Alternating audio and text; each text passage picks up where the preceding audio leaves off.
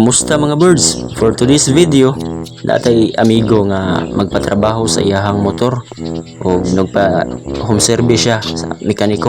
Ang atong mekaniko kay amigo gyapon nato kini si Kuya Pire kini nakapuwa. Giplaster na sa atong amigo mga birds ang iyahang motor para mahayagan sa suga kay gabi man ni gipatrabaho ang iyahang motor. Tuod ay mga birds ang ipatrabaho niya karon kay ang kining telescopic sa atubangan nga shock kay nagliking na ang oil niya. Tanawon kung madapa ba ni og ilis og oil cell ay nanapin medyo nanay mga gas-gas gamay, pero chikon pa rin sa tong mekaniko karon. Makita ninyo mga birds nga giprepare na ni Kuya Pere ang mga himan nga mao'y gamiton sa pagtangtang sa front shock para mailisan na dayon og oil cell. Og diha nga parts mga birds gitangtang na ni Kuya Pere ang ligid kay syempre dili pwede trabahoon ang telescopic, labi na ang pagtangtang sa outer tube sa telescopic kung naa pa ang ligid mo kinahanglang tangtangon ginang ligid. Apil po daw sa kinahanglang tangtangon mga birds kining part sa brake. Tawag ni Kuya Peri ay kay brake master. Kinahanglan po daw ni tangtangon mga birds kay nagkabit man siya sa outer tube sa telescopic. So kinahanglan po niya siyang tangtangon. Pagkatangtang sa ligid mga birds, apil po sa kinahanglang tangtangon daw ingon si Kuya Peri ang mekaniko kay kining clip dere nga nagkabit o igunitan sa hose sa disc brake kay kini nga clip o kini nga part nagconnect gyapon siya sa outer tube. Kining outer tube kinahanglan na siyang tangtangon aron makailis ta og oil cell ug madrain pud nato ang karaan nga oil sa telescopic.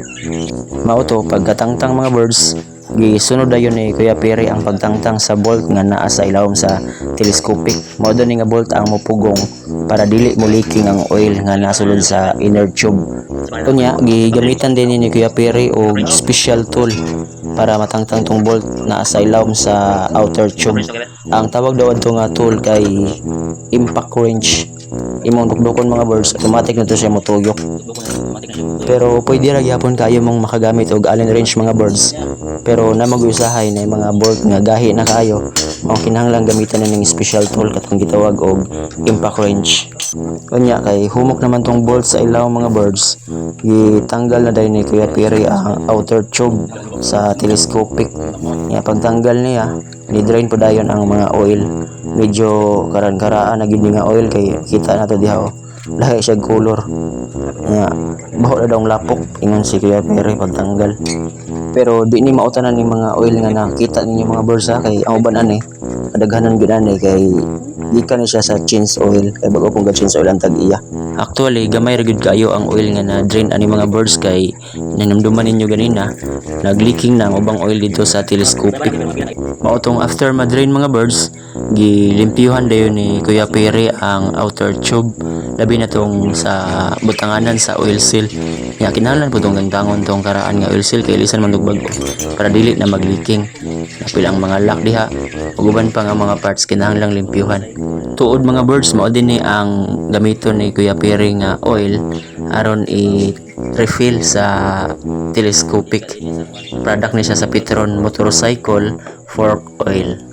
Mao din ni mga birds ang mga tinangtang nga oil seal karaan nagig kayo nya. Kita ninyo diha damage na kayo. Mong muliking na gyud ang oil sa telescopic mong kinahanglan na gyud siyang ilisan. Og diha nga part mga birds gitaod na ni Kuya Pere ang bag-o nga oil seal. Unya gilimpyuhan po ni Kuya Pere ang cover sa oil seal. Ang tawag daw ani kay dasil para daw dili kalapos ang hugaw ato sa oil seal. Ya di pod magasgas ang telescopic atong inner tube. Sa pangalan dasil. Pwede ra na ibalik na. So mao to mga birds na humana og taod ni Kuya Pere ang oil seal, ang lock ug ang dasil sa usa ka outer tube sa telescopic. So mao to mga birds after sa first nga oil seal, gisunod dayon ni Kuya Pere ang ikaduha nga oil seal.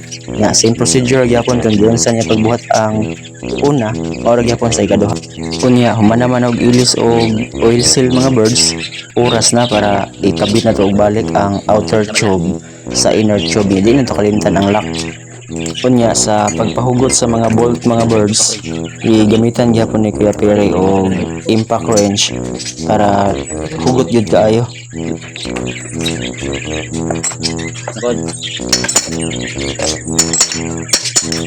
Ug mao na ni ang resulta mga birds.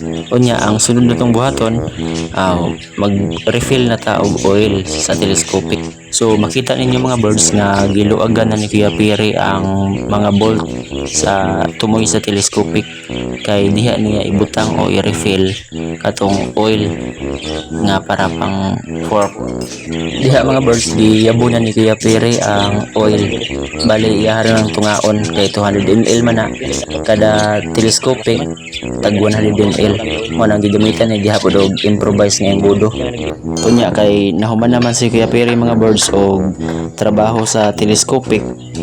Katong mga nangatangtang ganina, katong mga nadamay sa operasyon, iya na pud tong gipang uli. Nya kinahanglan gyud hinumduman kung unsa nga mga parts ang kinahanglang iuli mga birds. Mao tong lipay kay akong amigo kay okay kayo ang resulta sa iyahang telescopic. Satisfied customer kay mga birds. Tuoday kini si Kuya Pere sa iyaha pug ko magpaayo kung naiguba akong motor. Mao nga tested and proven na gini siya nga maayong mekaniko. Mao nga kung gusto mo magpaayo mga birds, comment lang mo dire kay tudloan ta mo kung asan lokit ang iyahang shop. So diri ra ta kutob mga birds, daghang salamat.